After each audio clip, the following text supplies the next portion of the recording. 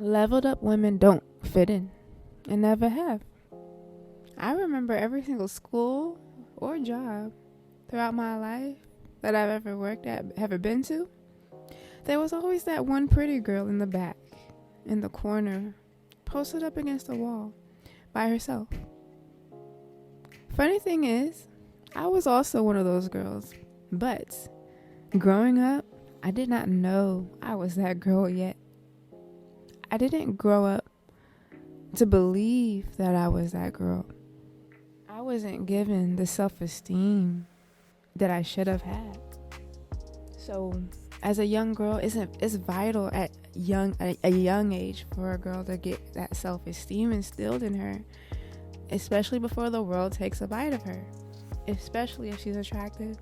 I didn't even realize my own beauty until I was like in my teens and stuff, especially when puberty hits and I started to experiment with my looks and stuff, because I started to care about, when you get older, you start to care about different things other than toys and stuff.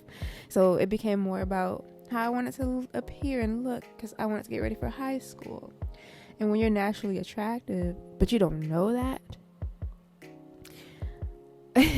it could be quite an experience, because you'll misinterpret a lot of people's mistreatment towards you, especially if you grew up with the type of mother that doesn't really like you and didn't purposely teach you how to love yourself. There's so many young girls I even see on social media where their mothers will purposely encourage family members not to give their daughters compliments because they don't want them to get a big head. So I can only imagine what I was having to, not aware, because I wasn't aware that my mom didn't like me until I was a teenager, okay? And I think it wasn't even until I was a teenager until she really started to show it, because that's when I hit puberty, and when you hit puberty, you get a lot of attention. Because I remember I was being treated more like I was fast than anything. And I hadn't even started to have sex yet. I was innocent. I was a good girl. I'm a PK, y'all. So I took that seriously. I actually had a relationship with the Lord. Like, I wasn't one of those PKs that be all out there, and you know how they have that stereotype about PK girls. I wasn't. I was the complete opposite of that. But my mom broke my spirit because she thought I was like that. And it really affected my self-esteem for years, okay? And it wasn't only how she was treating me, it was also how other girls at school were treating me. I just didn't understand why I was being hated on so much. Like, why don't the girls like me? I'm very nice. I thought maybe it was because when you're a military brat, you feel like you don't belong. Especially when you move to the new place, you feel like you don't really belong. So you're trying to fit in all the time. Especially when you don't have an identity yet. I didn't have an identity growing up because I just didn't have that instilled. I literally had to teach myself self-esteem and self-love and all of that. So I was, confused little girl. Because it's like, I'm being so mistreated by people, but I'm so nice.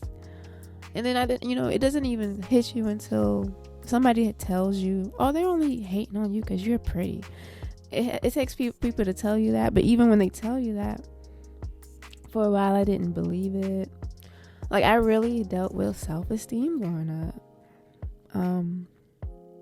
Like, it was so bad, y'all. I might even do a whole separate video on just that experience alone. I know I did it before, but in more detail, because I know it changed some women's lives, my story, in more detail, because there's a lot of young girls growing up probably with the same, if not a more worse experience than I did, and she doesn't know her own worth. There's so many attractive, beautiful women who don't know their own worth, who feel like they don't fit in because either they don't know their worth or they do know their worth and they know they can't fit in, because it's just, we trigger people too much. Attractive people trigger people too much. And if you know your worth as a woman, you already know what's up, and you carry yourself to protect yourself. But for the women on the opposite end who don't know their worth yet, they'll take it the wrong way. Like, people hate them. Like, what's wrong with me? I just had an experience when I went to get my nails done yesterday, right? There was the owner of the shop. He seems to always do my nails. It's always him, and it's a male. He knows how to do my nails, though. I like when he does them. So I had a good experience yesterday when I was getting my nails done. I had one lady doing my feet. I had the guy doing my hands, or I had somebody else doing my eyebrows, and the energy was great, right? Everything was great the whole time. As they're wrapping up, finishing my nails, the dude that's doing my nails, he's being so extra nice to me. I almost felt pedestalized yesterday because I was looking around at everybody else. I was like the last person who came in after everybody who was already seated. But I noticed I was getting the most catered to. Like, they was putting my feet up extra nice. They was giving me all this extra treatment. I noticed, like, over pampering me, being extra overly nice. I don't know if I looked rich and they wanted me to tip or something, but I just felt like they was overly doing a lot. But towards the end of everything about to be done, I'm about to get up and pay. There was this one lady who used to do my nails, but I noticed she don't do my nails no more. I always come to these people, and I noticed she all of a sudden don't do my nails no more. So she's the only one not really speaking to me. All of the other staff is speaking to me, okay? And I noticed as I'm about to get my stuff and go to pay, how I normally pay, which I go to the register, but she was sitting beside me on an empty chair, like almost looking at me, waiting for me to get up, but she wasn't saying nothing. She was just kind of looking at me with like this nonchalant face. And when I get up, she asks me for my card and tells me how much I have to pay, but it was with this attitude. And I kind of caught it, but I was like, maybe she's just having a bad day. I'm not even about to, because like, what is attitude about? But I'm not going to assume it's for me. So I just was like, okay, I'm still being nice to her. I'm like, okay, hold on, let me get my card. And I start to put my card out, give her my card. She snatches it from my hand and then does the card thing on her little iPad or whatever. Gives me the card back. Don't say nothing. Don't say thank you. Don't say thanks, come again. Don't say nothing. Just hands it to me with some rude attitude and just walks away. Didn't say nothing. And I just looked at this lady, like the energy, like, when somebody's energy is off. And I'm looking at this lady like, did I do something to you? Because you used to do my nails and I used to love when she did them. But all of a sudden she just cold turkey, just don't talk to me no more. Like, the weirdest shift. And I think I'm putting two and two together when I'm realizing that the guy who was doing my nails, I think, was her husband. And I didn't know that. I mean, I can understand how, because I experience this all the time with couples, okay? I won't even be flirting with the guy. The guy won't even be flirting with me.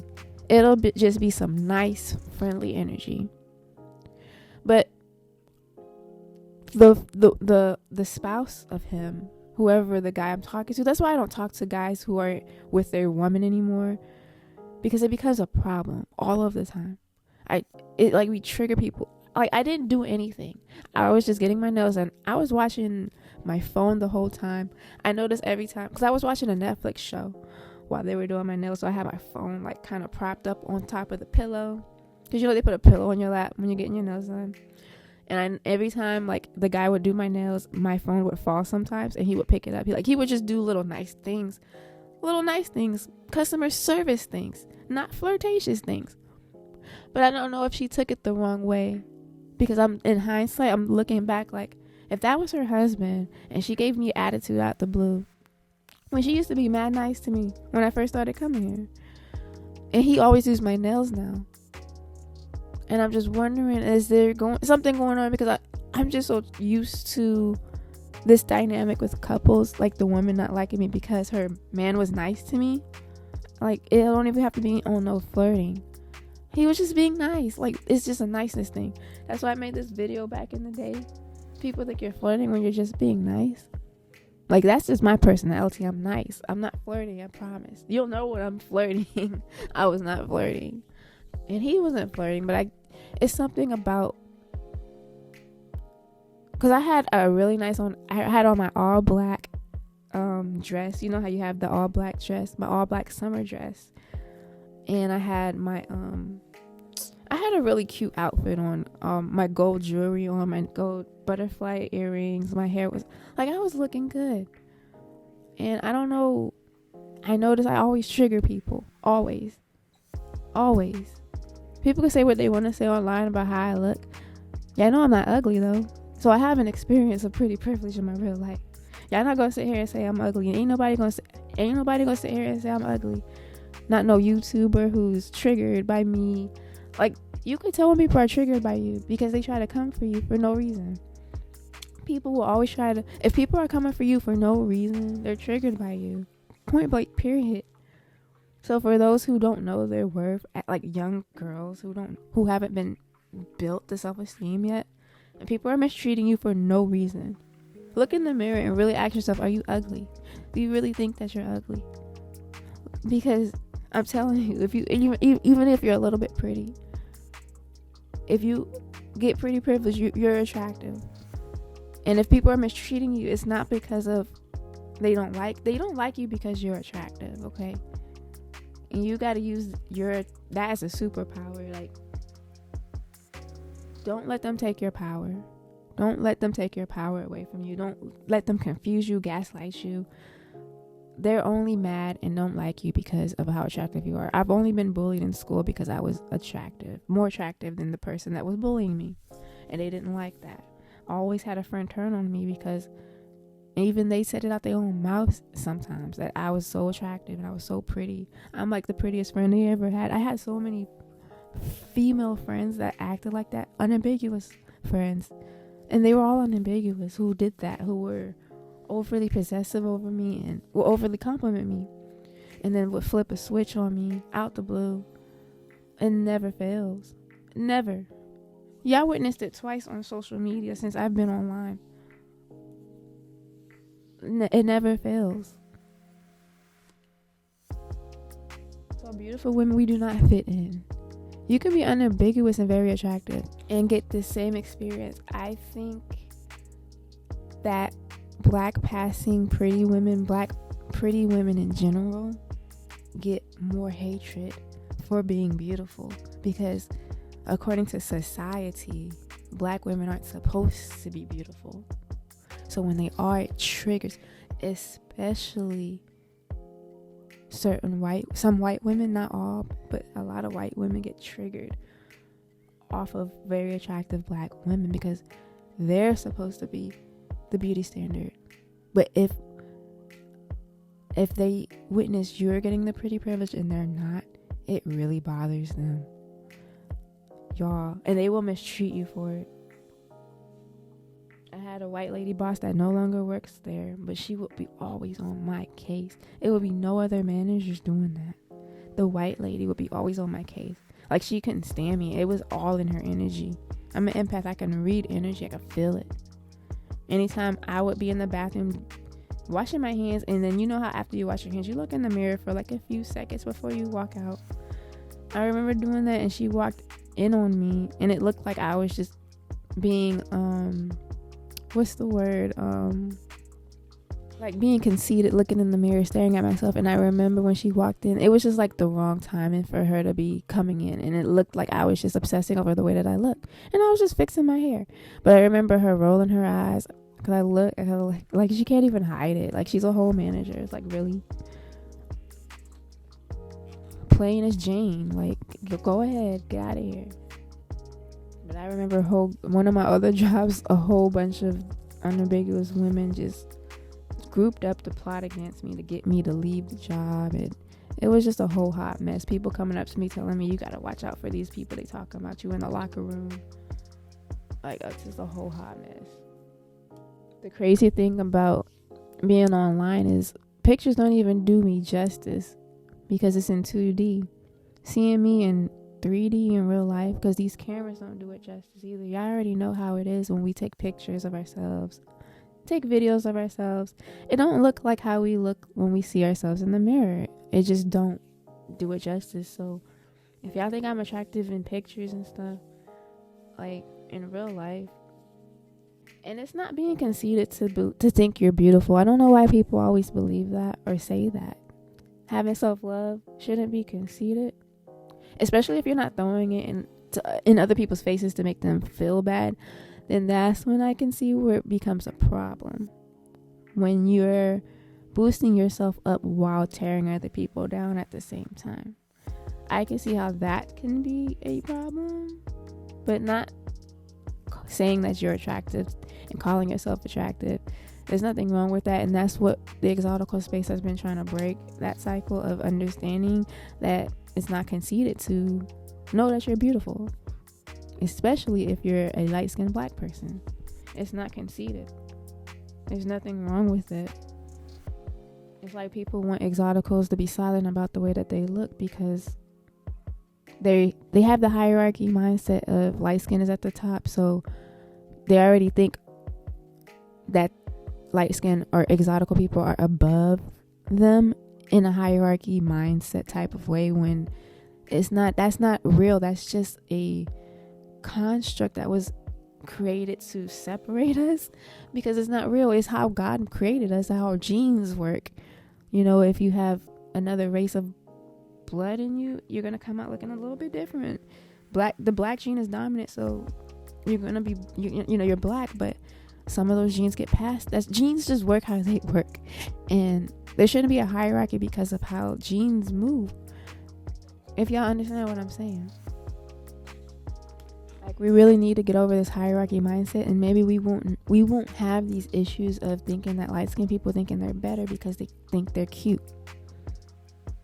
When somebody says that you think you're cute because you're looking at yourself in the mirror and you're an exotical, they're just projecting because they think you're cute. It's just projection. And it kind of shows how, what their mindset is. Like, they have hierarchy thinking, which is not good. We need to really break the hierarchy thinking. We really have to. Because a lot of that stems from slavery, especially when it comes to like the light skin and dark skin situation. Like, we really have to break that, because it was built to purposely separate us. And when the reality of it all is, a lot of slaves were raped, and genes did what it did to make some of us look different than others. And because of that whole dynamic with the house and the field thing with slavery, there's this mindset that just stuck over the time, to the point where family members will treat their children and grandchildren differently, and then it just continues to cycle. And when you treat your children differently based on their phenotypes, because of the hierarchy mindset that was passed on through slavery, it just continues to cycle. We have to break that. It's just genes, how it works. We're all black. If you're 50-50 black, you still have black blood in you. That one drop rule, and the thing with the one drop rule is, like, black people want to use the one drop rule when it's convenient. Like, we always talking about this. Like, why is the one drop rule only used when convenient? Why is a person who only has 1% of black blood in them? Y'all, like the Pope, for example. Like, we have the first black Pope. Remember, everybody was excited about the first black Pope. But then there's people like Zoe Saldana. I think I said her name right, but she can't even play a black role because she's not black enough. So it's like we're taking away black roles, but people want to always put us in the black category when it's convenient. I say us because they even do it with monoracial exoticals. Y'all remember what they did to Halle Bailey with the Color Purple movie? They were saying she was too light to play the character, but Halle Bailey is black. I mean, I get it. She's the original character was dark skinned. We get that part. But all the controversy over her not being black enough was just crazy. Because she's monoracially black last time I checked. But because of her skin complexion, she shouldn't have played the role. But if somebody like Tyler calls herself colored, she's trying to... Y'all understand where I'm going with this? It's just very confusing for an Exotical with black blood in them, how to move in the black community.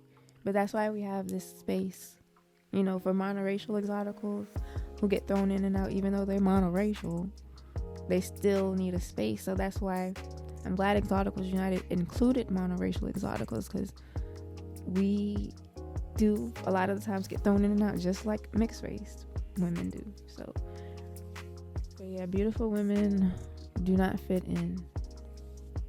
It's not possible, especially with female friendships. They just never last long, unless I notice with Exoticals, because we have the same type of experiences, especially when it comes to like pretty privilege.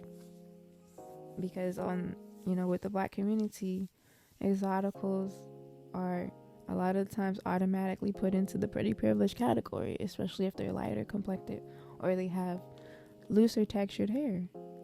And we all know this is facts. A lot of them like, oh, you think you cute. Y'all hear that all of the time. For just having type 3 hair. You don't even have to be thinking that. I mean, you can believe that you're cute, but you know what I mean. Like, they'll be saying it out of the blue, like, like you said that you was or something, you know? Be tripping sometimes. You just gotta create your own lane, you know? I'm glad we created this space for us so we can just, have our space and have community. Have a sense of belonging.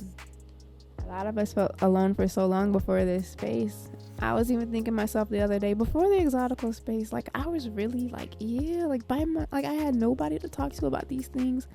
I knew I was aware of these things, but to put verbiage on it, it awakens you to your whole experience. Like, damn, that's why I was treated like that. Like, space has really helped me out more than therapy. I swear it has. Because therapy doesn't talk about colorism and things like that. They don't go deep into things like that.